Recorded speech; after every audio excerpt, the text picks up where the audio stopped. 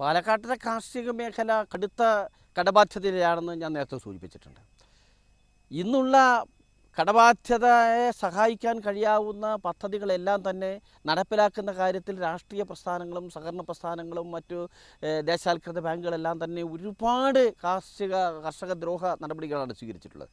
അതുകൊണ്ട് ഇന്നത്തെ സാഹചര്യത്തിൽ നിന്ന് ആർക്കും ഉത്തരവാദിത്വം ഒഴിഞ്ഞു മാറാനൊന്നും കഴിയില്ല. പക്ഷേ അവർക്ക് എല്ലാവർക്കും എതിരായ പോരാട്ടമായിരിക്കും പാലക്കാട് ജില്ലയിൽ നിന്ന് ഭാവി കാലങ്ങളിൽ വരാൻ പോകുന്നത് എന്നാണ് എൻ്റെ വിശ്വാസം. മാത്രമല്ല, ഈ വയനാട്ടിൽ സംഭവിച്ചതിനേക്കാൾ ഗുരുതരമായ ആത്മഹത്യകളും കടബാധ്യതകളെ കൊണ്ട് കർഷകൻ്റെ പ്രതികരണങ്ങളും വളരെ ഗൗരവമാകാൻ സാധ്യതയുള്ളൊരു ജില്ലയാണ്. അത്തരമൊരു സാഹചര്യങ്ങളെല്ലാം വന്നു ചേർന്നാൽ അതെവിടെയൊക്കെ ചെന്ന് അവസാനിപ്പിക്കുമെന്ന് എനിക്കിപ്പോൾ പറയാൻ കഴിയില്ല. ആ കാര്യത്തിലെല്ലാം തന്നെ പാലക്കാട് ജില്ലയിലെ കർഷകർ ഇനി രാഷ്ട്രീയം മറന്ന് ഒറ്റക്കെട്ടായി കനത്ത ഒരു പോരാട്ടത്തിന് തയ്യാറാകുമെന്ന് അനുഭവത്തിലൂടെ മനസ്സിലാക്കാൻ എല്ലാ കക്ഷികൾക്കും ഭരണാധികാരികൾക്കും കഴിയും എന്ന് ഞാൻ വിശ്വസിക്കുന്നുണ്ട്.